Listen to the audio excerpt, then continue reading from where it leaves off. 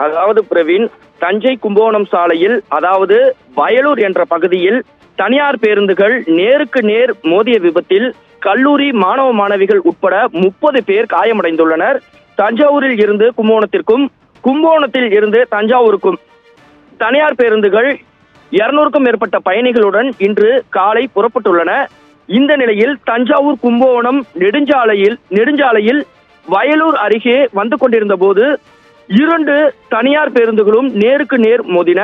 இதில் தஞ்சையில் இருந்து கும்பகோணம் நோக்கி வந்த தனியார் பேருந்து சாலையோர பள்ளத்தில் நூலிலையில் கவிழாமல் தப்பியது.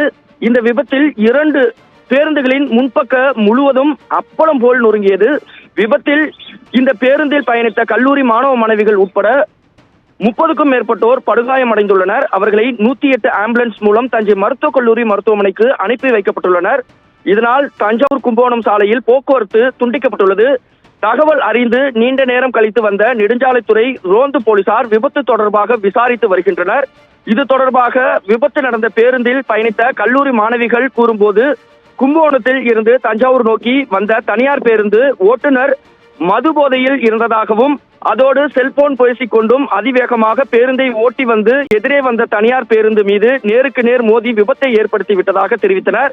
இந்த விபத்து காரணமாக அந்த 2 பேருந்துகளிலும் பயணித்த கல்லூரி மாணவ மாணவிகள் கல்லூரிக்கு செல்ல முடியாமல் தவித்து வந்தனர். மேலும் இந்த விபத்தால் கும்பகோணம் தஞ்சாவூர் சாலையின் இருபுறங்களிலும் நீண்ட தூரம் பேருந்துகள் வரிசையில் காத்திருக்கின்றனர். பிரவீன்.